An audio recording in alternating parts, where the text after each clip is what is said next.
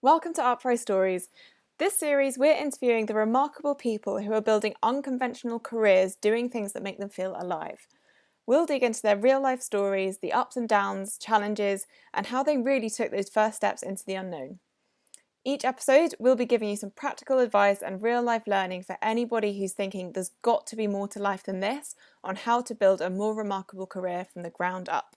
Our guest this episode is Hasan, who's found that leaving a successful, decade-long corporate career has given him the space and mindset to work on things that have real meaning to him.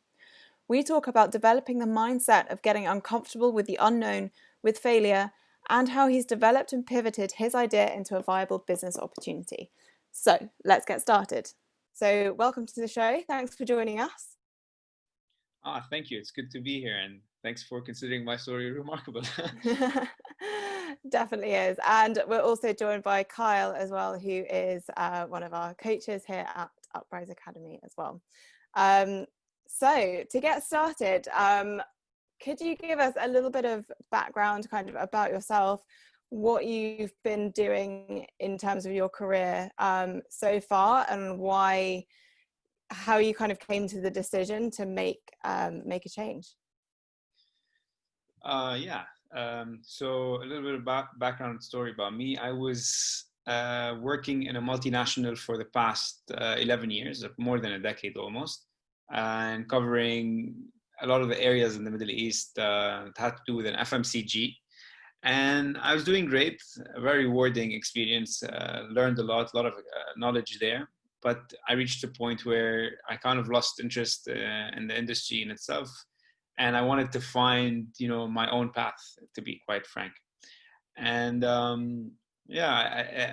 some point, the idea that I had was to take a break and kind of travel a bit and figure out what it is that I want to do. But then what really happened was a pandemic around the world, and that left me with a few choices. And to be quite frank, at the time I thought I know the stuff that I don't want to do, so that was easy. Like, that's the filtering stuff. And I started taking all these webinar and online sessions to understand what's the current situation, where the gaps are. And I came across Uprise Academy, and I think that was a good move for me to kind of, have a connection virtually with almost more than 50 people around the world, everybody with ambitions, everybody with great ideas, and the whole program and the people inspired me to come up with a cool idea. So when I joined Uprise, I didn't have the idea, like a solid idea that I wanted to share with the world, or with myself, or with the program. I think going through the different sections of the program helped a lot, and helped me kind of filter my ideas into what is Rakmajeh now, which is the idea that I'm launching. And it helped to have a personal vision to kind of reassess what you're good at, what you want to do, and what are the potential gaps that you might want to fill. And I think with the help of the coaches and the team, it kind of puts things together. Awesome. Just to kind of go back a little bit, you said, so you had a very kind of successful career and it was going really well, and then you made that decision to kind of stop and take a break and go traveling. I think for a lot of people it's quite a scary move to make, to kind of leave that successful career that probably in everyone else's eyes you're killing it, you're doing really well, why on earth would you sort of leave that behind? What was there kind of a particular moment or something that actually pushed you to take that sort of leap, and how did you kind of feel about that, because that must have been quite challenging? Oh, it's definitely terrifying. I say it now, and I'm comfortably sitting on the chair, but it's definitely scary. And it's rightfully so. I was leaving a huge comfort spot. But to answer the question, I think, one, I realized that I was sitting in a comfortable spot, and I felt like whatever change that I want to do in my life is gonna require a big amount of effort. So I didn't know. I didn't have an answer. I wasn't leaving a comfortable spot to go to another comfortable spot. I was going from a comfortable spot to something that is unknown. And for me, I wanted to go to challenge myself. I have all of this information. I have all of this knowledge, and I wanted to take on this journey. I wanted to take on this challenge and see what I can make out of it. So yeah, fear is there, and it's very right to be afraid in such moments, especially in a pandemic. But change never comes easily, and I was after that. So for me, it kind of made sense to look into another part of the world, or another realm, if you want, and change the experience. And eventually what you know is, what you can back on, is that these 11 years of experience, or the decade, they don't go to waste. You can always shift them into something else. But having kind of the thought, or when you have an idea in your mind that you want to seek something else, that and at that time I have the opportunity to do that, that makes all the sense. That is what pushed me to actually take the leap of faith and say, okay, listen, I'm going to do this now. Let me check how far I can go with it, how far I can run with it, and let me see what I can learn on. And every day I tell Kylan, when we used to work together, every day I'll lean a bit forward into this thought. I'm leaning in to the idea of discovering what is this unknown. Could I, yeah, I think what's really interesting is, I think a lot of people have got to that point where they're on the verge of jumping into the unknown, but they're not sure if they should take the leap. How, when you, let's say, for example, you were looking at leaving your previous position, and you were at that point where maybe there were a bunch of different things, you've been obviously super grateful for the success you've had, but what was that feeling of that little bit of, there's like butterflies in your stomach, that little bit of fear of, am I going to hand in my resignation? Am I jumping into the unknown? And how, they talk about courage kind of being, courage is not the absence of fear in the moment. It's seeing fear in its face and looking straight at it and saying, I'm coming to get you. And that's courage. So I think that at that moment, as you're like, I'm jumping into the unknown, I'm jumping into fear, and I'm embracing it, I'm going to use that as a vehicle in some way. Yeah, how did you, when you were in that moment, what was your thought process? So I think I had a discussion with some of my friends, and they all flirt with the idea, I want to resign from where I'm sitting and do something else. And I was flirting with that idea as well. And yeah, the idea itself is so liberating. So when I actually did that, there was a mix of things. There was a mix of freedom, for sure. I felt like, okay, this is me taking back the reins of my life. I want to find this path that I want to be on, taking back control, and control is a big illusion right now. You have to be very comfortable with that. Yeah. But it was also something that's scary, because again, realizing the comfort spot. So it's a mix of both. Handing in the resignation was, okay, this is me empowering myself. I'm trusting in myself. I believe in myself, and that's me acknowledging the fear and jumping into and saying, okay, I know I have the heart for this. Let me see what this space is. So yeah, I think that's the kind of feeling. And it's always very good to have your own freedom. You get back your thoughts, and you change your perspective about things, and you discover new things. That's also part discovery. So you go into kind of an explorer's mind with this element. Yeah, brilliant. And when it comes a little bit to the uncertainty as well, I think from someone who's also been hyper busy in super high performing roles, you get to that certain point where you have to relinquish a little bit of that busyness, and that's something obviously I talk about with you. In order, you sort of have to empty the cup in order to be able to fill it again. Yeah. How did you allow yourself to disconnect a little bit in the beginning in order to allow a new flow to sort of take place? I absolutely agree with you on the whole point where you need to kind of empty the cup to actually allow yourself to learn something else, because for the longest period of time, you're doing things in a certain pattern, in a certain path, where you stop actually learning new things, but you're adapting what you learned and you're using that. So the relearning part is very important for me. I think the most important part was taking some time off. So I disconnected for a bit. I was able to go to Indonesia for some time, for 2 weeks before the lockdown happened, and I think that kind of calibrated my thoughts a little bit.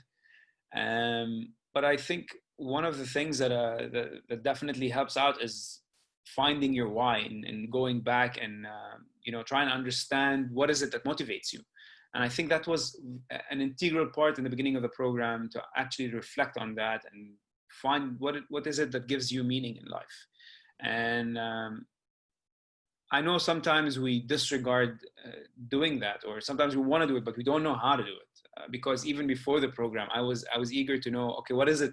What does it mean to find your why? Yeah. And it's a very interesting concept when you go through it and you design your own kind of vision, which is what we did with the Uprise team. So everybody came in, they decided their own vision, and then from there you kind of had a problem that you want to solve, and you want a problem that you want to take on, and that helps a lot shaping what you're going to do and what are you going to follow in your life. Yeah, I think the interesting thing is Steve, who developed that section of the course, and it's an incredible section. I think we spoke a lot with him about sort of McKinsey, the big management consulting group, they sort of talk about the fact that there's this purpose crisis. There's how do you re-engage workers within their workplace? And I think a lot of it is because the culture in a lot of organizations is one that doesn't allow you to actually reflect and be like, who am I? And how can I best serve the organization I'm potentially working for? How can you empower me to do the best work of my life? So I think the funny thing is, we see cases like yours where you're stepping out of your previous world and into a new one in order to have to be able to do that. And then that's where you're going to start doing, you've done incredible work in the past, but that's where you're going to start doing some of the best work of your life, because you're re-engaged with, these are my priorities. This is me becoming more effective with how I manage my path going forward. Which is really exciting to see. Yeah, absolutely agree. And I think also Stephen sharing some of the tools that you can use to find meaning was very insightful as well. Like me and him, we had a few very good conversations, and very good recommendations of books. I would recommend reading, to anybody that's watching this, I would recommend reading The Way of the Peaceful Warrior. Yeah. For me, I linked up very quickly to this book, and the whole journey makes sense, and the learnings make sense to me. So something that I can share back and recommend to people from the team. Yeah. Nice. I need to read that, actually. I've never heard of that one. Yeah. So talking about going through this process of, finding a why, and then obviously taking action and, moving towards that, what did you find were there any challenges that you kind of came up going through that process of either, sort of finding your meaning and then actually kind of working towards it? Or is there anything that kind of surprised you about going through that process that you didn't sort of see coming?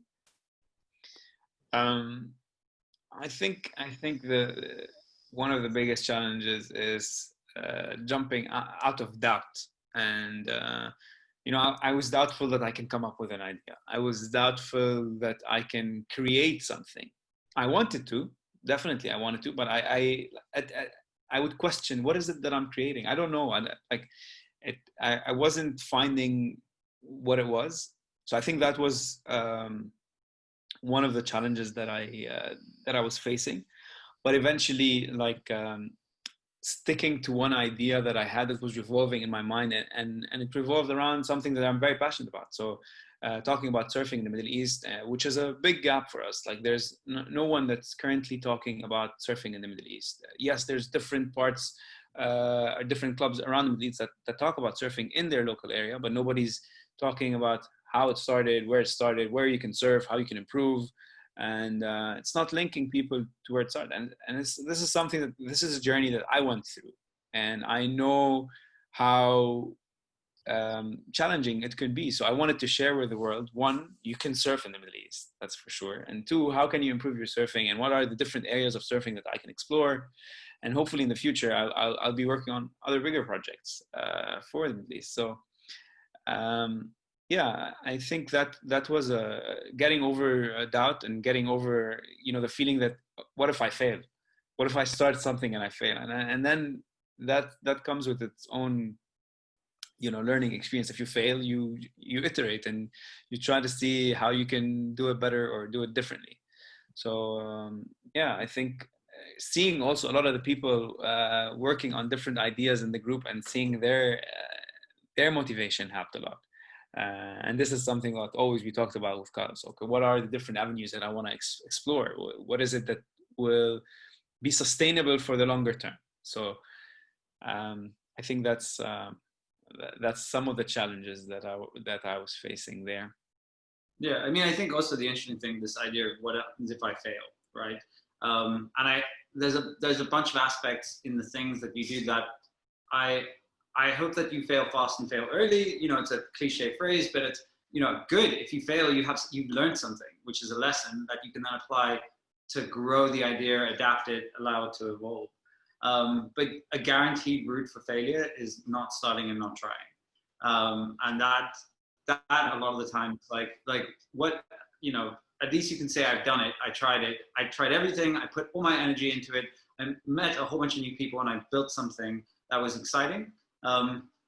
Is that what I want to do for the next 20 years? Who knows, right? Right now, we don't even know what the next normal is. But I think what is amazing about it is that this is giving you the time and space to actually explore and sort of work on something that does make you feel alive, which is what so few of us kind of get the opportunity to do.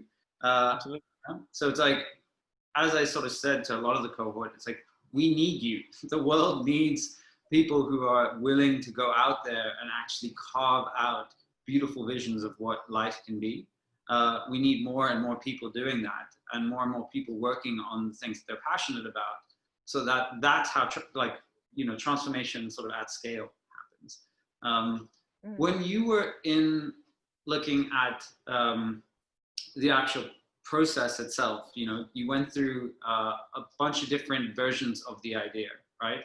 But I think the interesting thing was, you definitely, there was always the core. There was this like fragile thing that you were sort of holding on to and testing it and seeing, I know there's something there.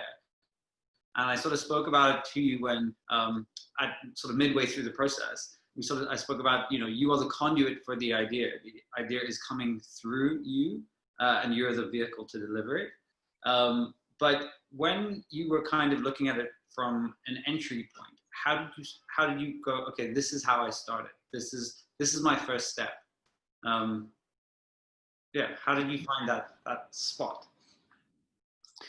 I think the whole idea it has been circling my mind for quite some bit.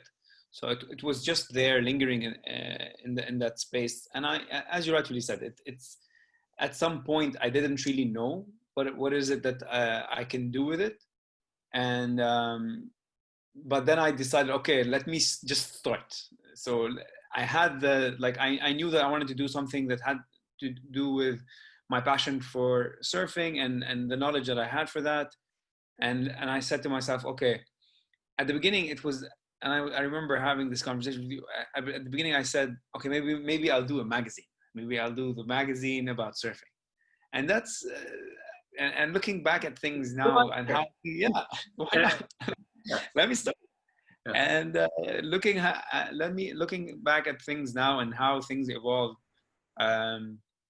and going through the different parts of the program, especially when we go through the program, I think talking about design thinking, I think that's the element that kind of helps you a lot, defining, the journey and defining kind of how you grow this idea. So I think that helped a lot. But yes, the whole point was, if you have an idea that's circling in your mind, fail fast. Try it, start, do it. If it doesn't work, iterate, move to the other one. So I agree. And I think that helped a lot. Like for me to take on and say, okay, well, you know what? This is what I have in my mind. This is what I currently have. Let's go. let's try with this one. If it fails, I'll take the learnings from this one and implement it to another one, and that's it. Yeah, I think for a lot of people, it's that kind of, it's getting over that fear of a failure. I think in a lot of people's minds, like failing is like, okay, I had this idea, I sort of tested it out a bit, it didn't go as planned, and that's a failure. But actually having the mindset of, okay, well, that particular iteration of that idea didn't work, but then if we tweak it to this, then that might work. And I think a lot of people kind of see it as like a black and white thing, and actually it's very much like a gray area of like tweaking things and changing things until you find out what that idea actually really is. Almost getting over like a perfectionism and, you know, wanting everything to be perfect from, you know, from the start, which is, you know, inevitably not going to be. Yes. It's building a plane on the way down, as Kyle's words. I'll quote Kyle on this. It's never perfect, it's messy, but sometimes you just have to do it. Well, yeah. Ray Dalio, he's a huge sort of hedge fund manager, and was very good at predicting the previous recession. He obviously is, being one of the richest individuals on the planet, has the ability to be able to sit and have conversations with the likes of Jeff Bezos, etc. And I was listening to a podcast where he was talking a little bit about fear and failure, and he was like, so you think that the world's most successful people don't have fear and they don't fail? It was like, no, they just get really comfortable with fear and failure. They just know how to just keep, you know, they're like, oh, I see you, this is failure, keep pushing, keep pushing, keep pushing, keep iterating. And it's having that resilience to kind of like continue to push, you know, and they don't give up. Same with, I mean, how many times did Elon Musk not manage to get his ideas off the ground, right? How many crashes, how many near bankruptcies, and now he's like the fourth wealthiest person on the planet. So I think it's just being comfortable with that level of. Absolutely. Yeah. I mean, one of the things that you asked me before is what surprised me. What are the challenges and what surprised me? What surprised me was that when I shared this idea with my family, who, like, you know, traditionally your families always want your safety. Like, no, go back to corporate and do that. And I was sharing this with my sisters and my brothers, and they got super excited. Like, they got super excited more than I did. I was like, okay, wait a minute. Why are you excited? You don't even know the extent of where I'm going. And they're like, no, you should do it. You should do it. You should focus on it. So that, I think that also getting this feedback, and I got several feedbacks along the way from that, actually pushes you through to get through whatever it is that you need to fail through. So I think it's fun, and I'm sure this road that I'm heading towards is going to be filled of very interesting failures, but head on, let's see. Yeah, that's interesting. So something else that I kind of wanted to talk to you about was what were those moments, maybe in the early days and then slightly later down the line, where you kind of had those first moments of, oh, actually, you know, this could work, you know, those sort of first little glimmers of success? What were, apart from, you know, obviously getting feedback from your family is like a really great thing to have, but yeah, what was that first kind of moment when you're like, yes, like this is happening? I think the first moment of success was creating the brand manifesto, and I was super excited. I worked on it for like a few weeks, and then I shared it with Kyle, and I was like, and then Kyle said, this is perfect, just do it, just start. And then I shared it with a few people, and they got excited as well. So creating the brand manifesto before the name, and the name was another success in its own. But the brand, like the look and feel and what the brand is supposed to do, I think that kind of gave me a bit of comfort, because I come back from an experience where I was creating brands and building all of these nice and beautiful templates. So I was happy to do that. And the other success, I think, is with the name Rakmajeh. So at the start, I came up with a name called Surf Oasis, and the whole thing about Surf Oasis is that it was built on the idea that and not a lot of people know about surfing in the Middle East, and an oasis is also something that is scarce and rarely found in the desert, and most of our land here are desert. So it was kind of a cool idea to have Surf Oasis, talking about the possibility of surfing in a place where you don't know that there's a possibility of surfing. So kind of tackling that element. But then after a bit of research, I found out that Surf Oasis isn't the best name. It's been owned by a few people around the world, and it kind of bucked me down. And then I was having this conversation with Kyle, and I told him I found the perfect name, and it's called Rakmajeh. And Rakmajeh is the Arabic word for surfing. And even my friends, even the locals here in several parts of the Middle East, don't even know that the Arabic word for surfing is Rakmajeh. So that had its kind of own beauty. And then I was telling him the story, and he said, "Okay, well, what are you waiting for? This is it. This is your name." So, and then this is how we kind of rebuild the brand. And at the center of it, I think like the success of building a surf brand that is born from the Middle East for the Middle East is in itself something big for me. So I think that was the first moment of like, you know what, I'm doing this. This is a cool idea to build, and let's lean a little bit more. Yeah. So yeah, I think that was the first happy moment for me. It's funny. I think that's like, I guess having being able to see like a brand sort of identity in a name, it's that moment where it sort of becomes real in a way, rather than just in your head. It's like, this is something that actually exists now. I'm creating something. I'm a creator now. Yeah. I think the interesting thing as well is looking at your thought process around surfing, and also around the fact that when you talk about Rakmajeh, you don't talk about it just being, oh, this is like one particular thing. You look at, you refer to it as being surfing in the Middle East. And the great thing about that is, like we've seen with football, like we've seen with other sports, you're looking at how can sport in many ways connect a diverse tribes of people, because you all experience it in the same way in some format or another. And for you, in many ways, I think, how you are so passionate about surfing, and when you sort of came across it, as you were telling such a beautiful story, and I think you should try and share it, is the one when you stumbled across it in Lebanon, but only much later.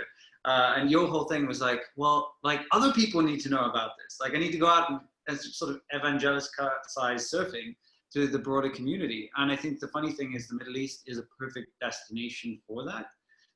So it's market size, it's timing, all of these sort of business considerations.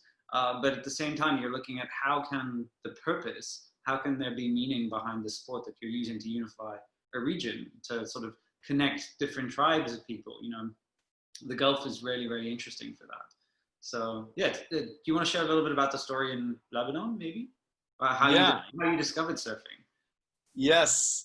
So the story is that when I was maybe 8 years old, my uncle visited us from the States, and both my uncles live in Florida, and they had family there. I had two cousins, and he got us back pictures because they weren't with them. So they got us back pictures with them of the kids surfing, and I was like, well, what is this sport? What are they doing? And they explained to me the whole concept of surfing. And at that time I said, okay, this is interesting. Can you take me? Can I go here in Lebanon and surf? And then nobody knew at that time that surfing existed in Lebanon since the 1960s. At that time, it was even a rare information for my family that surf. So I dismissed the idea. And then a few years later, I was almost 27 years old. I was doing all these water sports. I'm a big fan of outdoors and water sports activities. I did scuba diving, then I was doing wakeboarding, and I was talking to one of my friends about wakeboarding and talking about the process of learning. And then he said to me, wait, but have you ever tried surfing? And I was like, what are you talking about? There's no surfing in Lebanon. And he gave me the number of Ali Al-Amin, who is the founder of Surf Lebanon, and who is a very close friend of mine now. So yes, I took the first lesson when I was 27 years old. And then that kind of started a journey of like traveling to find where there are waves around the world. And that was an interesting story by itself. A few years later, I've surfed almost some of the coolest spots in the world: Portugal, Maldives, Sri Lanka, Indonesia, and the list will go on. And yeah, Rakmajeh will talk about surfing in the Middle East, but it will not only connect the Middle East, it will connect the Middle East to the world of surfing. So there's bigger plans for that. And yes, we want to talk about unlocking everybody's surfing experiences to all over the world, just like I was exposed to that idea as well. So yeah, thanks for inviting me to share. I think the other thing as well is, I mean, it's timing wise, obviously this is not necessarily, this podcast is going to exist within the ether of the internet, so it will be timeless. But I think it would be difficult for us not to talk a little bit about, obviously, I know how busy a man you are, even when you have been sort of on this sabbatical and launching this project. You've obviously been doing that course through Harvard. You've been doing stuff with us. You have been hustling left, right, and center. You've been super active. And even when you were doing sort of our final post, the sort of, culmination of the course, there's the pitch events. You ended up sort of going to your brother's wedding in Lebanon, during COVID, this whole thing. You're in your sort of at your brother's wedding. From the graduation ceremony, you're there in the tuxedo, you're calling in, which was insane. Yeah, everyone was super stoked. He's calling in his tuxedo to join the graduation ceremony, which is crazy. And then sort of a couple days later, there is unfortunately the whole thing that happened in Lebanon. And you were there, you were on the ground, and it's obviously affected your people. The Lebanese people are beautiful, bold, they made a massive contribution to society. And while you have been launching Rakmajeh as well, you were involved in a lot of volunteer work there, right? And just even at a grassroots level, I think it's just how, sometimes life happens while you're doing other things. But I think for you, you're doing so many other things, but at the same point, you've been doing some incredible work in Lebanon. So I just want to commend you on that as well. Yeah, so just keep Lebanon in your minds for this moment as they rebuild. Yes. Yeah. I think sometimes, I think part of answering the call of, going through the unknown and starting something is actually finding it's finding something that actually has meaning. And I think me being in Lebanon, and I couldn't leave without helping out the place that I was brought in. I was raised there. This is home. It's hard to see your home go through something like that. So I think most of the Lebanese, everybody that's there, they're trying to do their part as much as possible to kind of help out, whether being on the ground or helping with fundraising.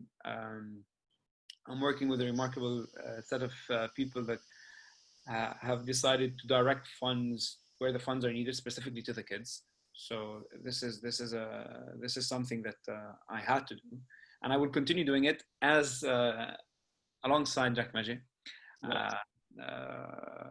And keep the focus, keep the attention going. But answering the calls, I think that's part of also, being true to the purpose, being true to life, and helping out where you can. I think one of the phrases that I can remember throughout the start of the phase is start where you are, do what you can, and then eventually, if you look back at what you've done, you would have achieved something that is sizable, or something that you can talk about, and something you can even grow further. So I think consistency, trying new things, and start building something is a good way kind of to talk about this experience or the process. Yeah. I think that idea of measuring progress through consistency. How like success is a muscle in many ways, as you know. Even when you started corporate, it took a long time to get to where you got to, and to succeed and to do the things that you were doing and you were passionate about, and how you managed to corner your edge of the market. But I think the interesting thing is that, it's like a muscle. Success is a muscle. And that idea of slowly continuing to get better and learn can be applied within entrepreneurship as well. When you are building a new venture, you're stepping into the unknown, and you're having to, okay, cool, if I keep training this muscle, does that make sense? I have to be conscious about how and where I'm putting my energy. I have to make sure I'm getting the right balance.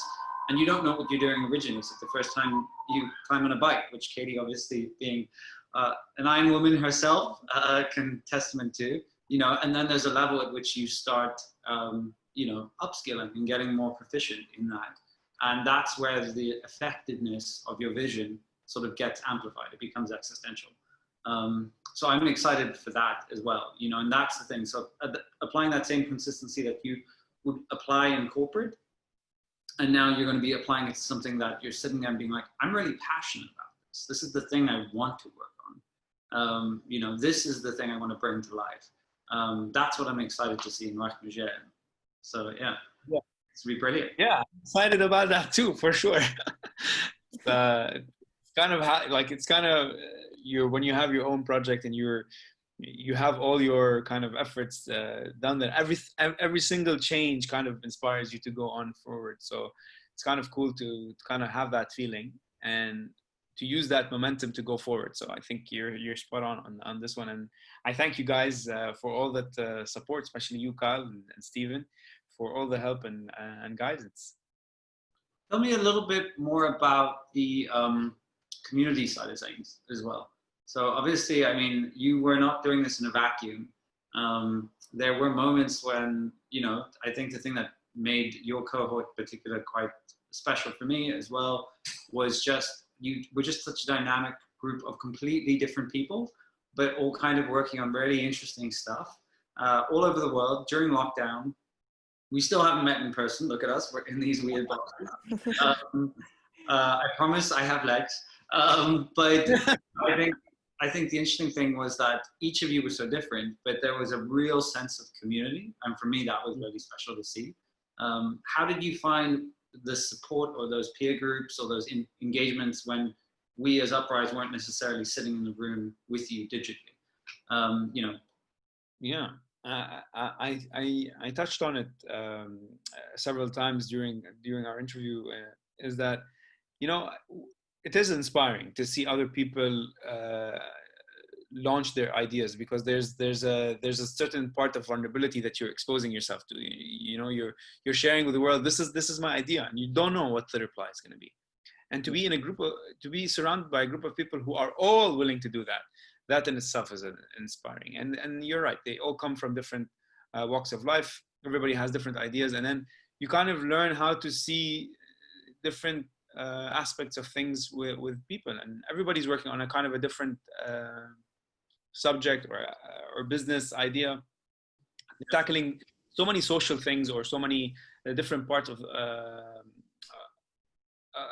aspects that could be attended to. So, and again, you say it very, very eloquently that we were all doing it at a time where we're all meeting virtually through a pandemic, and everybody had the motivation to keep on going on. So I think being within this kind of atmosphere and being within kind of a can-do cohort, who are people who decide, this is a pandemic. I know it's a pandemic. I'm going to meet virtually in a classroom for I don't know how many weeks, for how many hours, and meet with these people and talk about the ideas and learn and successfully do something is inspiring by itself. Yeah. And I think it talks about, being in that program alone talks about possibility. Like, think about it. You are attending a virtual classroom with people you've never met in the world. Hopefully we'll meet you all someday, soon in 2020. And and then you are working on something and creating it. I'll be honest to admit that I had a part of disbelief. There was disbelief at the beginning. There was disbelief at the beginning. I was like, okay, what is this? Yeah. Why am I joining a virtual program? But then this was the environment. This was the case, and then it kind of fueled itself, going week by week. It kind of fueled itself, and some of the people from my cohort, we always talk to each other now, and we're always engaging, sharing ideas. Do this. Did you check this out? So it was a lot of sharing information, and very very cool. And I look forward to meeting every one of them. Yeah. It's like that kind of old adage that's like, you're the summary of the people closest to you. So being surrounded by people that are all going through that same kind of experience must really help. Also, it reminds me of something someone said to me a while ago was they basically said that instead of saying, you know, being surrounded by like-minded people, they were trying to surround themselves by diverse-minded people. And I think this is a really great example of that, where you're all there for the same purpose, but everyone is from different backgrounds, different countries, you know, you're spread out across the world, and kind of, I guess, having that diverse opinions and perspectives as well is probably, yeah, kind of helps to see things from different perspectives. I'm conscious of time. So final question to you, Hasan, is what is the kind of biggest piece of advice that you can give to someone who is in your shoes maybe a few months ago before you've started this whole process? I would say start. Start, fail fast, and move with the punches. I'm personally, I come from a kind of an experience where I plan a lot. I do a lot of planning, a lot of scenarios. What if scenarios? I need to know what is the feasibility of this, what is the feasibility of this, and I get stuck in the planning process sometimes before I launch something new, something that is uncomfortable for me. So I would say start, but I don't say that start without thinking about what you're trying to start with. So finding the reason, or finding your why is very important, and trying to find the problem that you want to solve is really important. But as soon as you do that, go ahead and give it a go and see where it leads you, because sometimes you know things and you unconsciously are aware of the things that you want to work on, but you're not acknowledging them because you're stuck in your routine, or you're stuck in a kind of a process that you are not giving the attention for.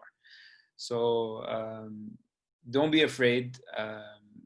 Find out what makes you, different, or what motivates you in life. And if there is a problem that you want to solve during that, do it. Start. Whether it's a page, an Instagram, a blog, and then take it from there. And I do recommend, if you need help, definitely join Uprise. Definitely join Uprise. They'll help you through the process. Finding the reason of why you want to do things, setting your vision, and then they'll help you guide through what is this idea and how you can bring it up to life. So yeah, that's my kind of advice. Really appreciate it. And finally, just before we go, do you want to tell everyone who is listening or watching how they can find out more about you and all the amazing stuff that you're working on? So yes, thank you for that, Katie. And the website is finally live. I haven't launched it to the world yet, but by the time this podcast or video is launched, it would be www.rakmajeh.com, and we'll include the link there. You can reach me out on my LinkedIn as well, Hasan Jad Traboulsi. That's my name. We will link that as well, hopefully. And that's it. I'm working on a few cool ideas with amazing people from all over the world to introduce surfing experiences to anybody that's interested, anybody that's in the Middle East or anywhere in the world. And we are going to make sure that you have a good learning experience into surfing, and not just, I tried surfing and I didn't know what I was doing, and then that's it. We want everybody to have a good time and enjoy themselves. And hopefully one day we'll have bigger plans for the entire Middle East, where everybody can surf at a very close proximity to themselves. Just also conscious of spelling. Could you spell Rakmajeh for those watching? So Rakmajeh is spelled Rakmajeh. Rakmajeh. Rakmajeh. Perfect. Amazing. I will also put links in the show notes section. Yes, as well, so people can That'd click. That'd be great. Amazing. Thank you very much, Hasan, and Kyle as well for joining. Hopefully good luck with everything. I can't wait to see what happens. Me too. I'm excited to see what's going to happen next.